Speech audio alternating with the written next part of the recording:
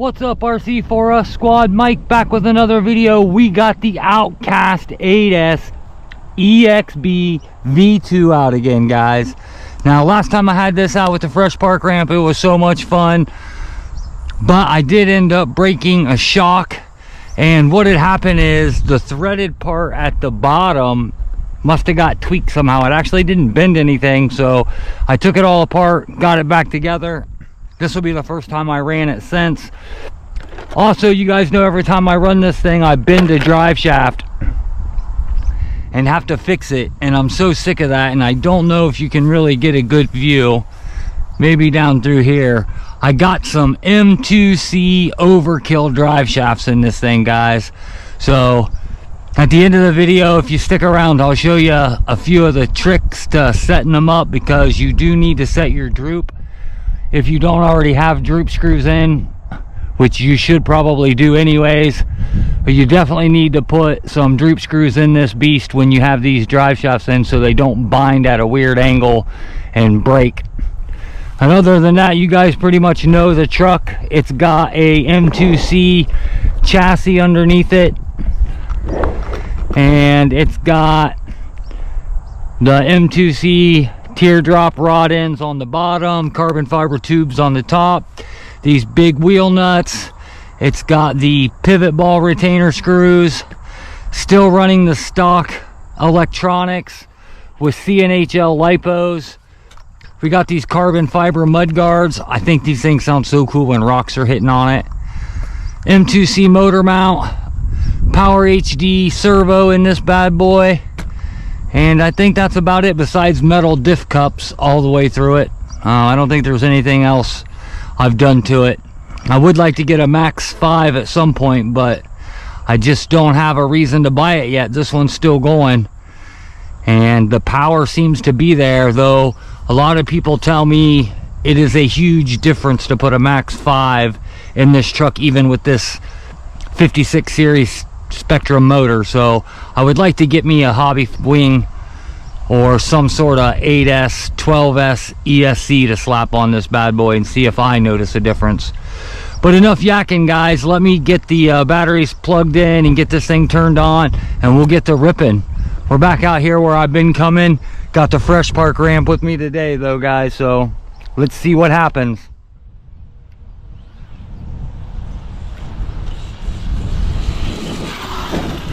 I almost forgot to mention, guys, one of my favorite upgrades, the Garage Life RC lipo straps. A must. And man, I got the sock on the GoPro, guys, but it is so windy it was blowing my transmitter around sitting on the ramp.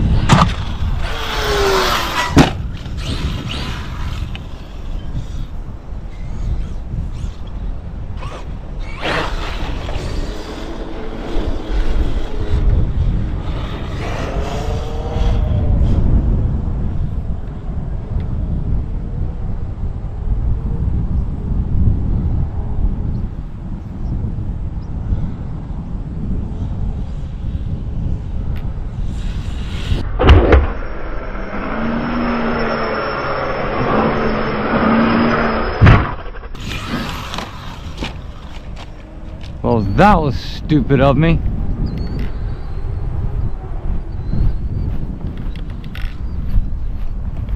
I don't know what I did, guys, but that's working. But oh, there we go.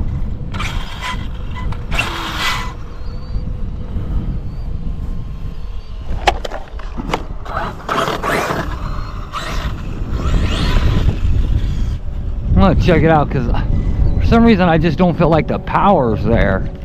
I don't know what's going on. Maybe it's just me.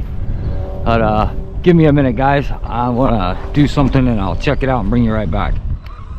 Okay, guys, so I don't know if that helped. I just tried to recalibrate it, which it shouldn't need recalibrated.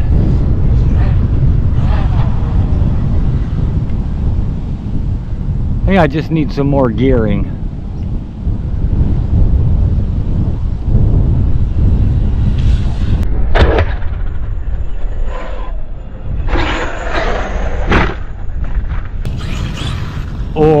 that max 5.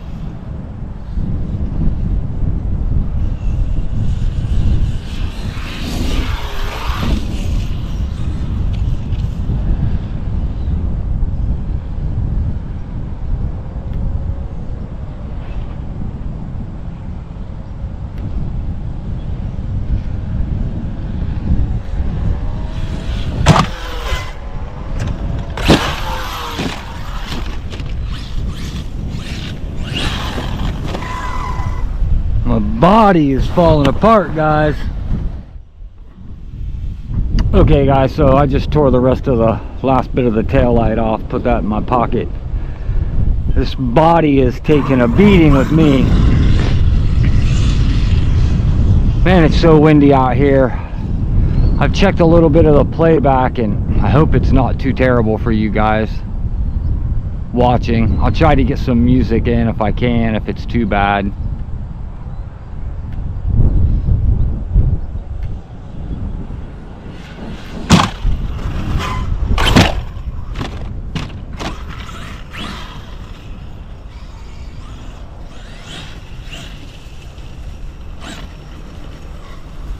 Man, that was a rough hit.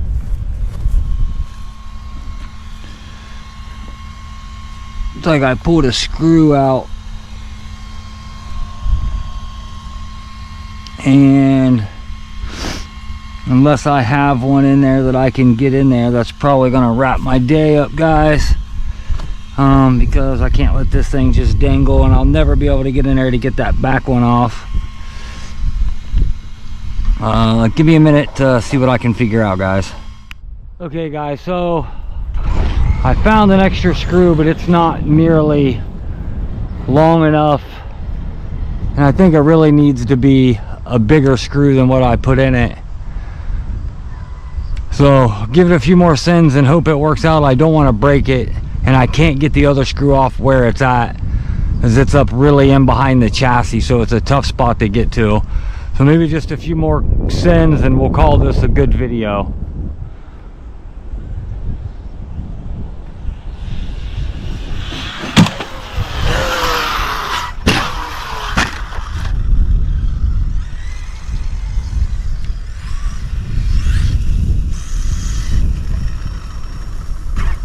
Okay guys, so my screw did not last at all. As you can see, it's drooping down. I didn't think it was. That sucks. I was really having fun with this thing. I guess we'll just have to get it out some other time, guys. This is always a fun truck to drive. It's so big. It's terrible if it breaks and you have to walk real far with it when it breaks.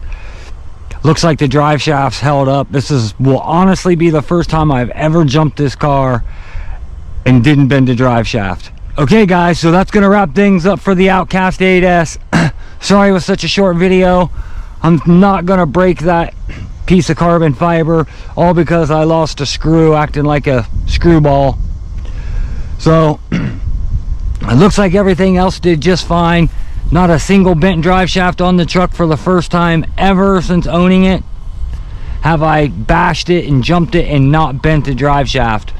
So if you guys like this video, now would be a time to hit that like button. If you're not a subscriber and you just ran across this video for the first time, hit the subscribe button, guys. I appreciate it. We got a whole bunch more content coming in the future. Outcast 8S, 6S's, 4S's, speed runs, bashing. We're going to be doing it all, guys.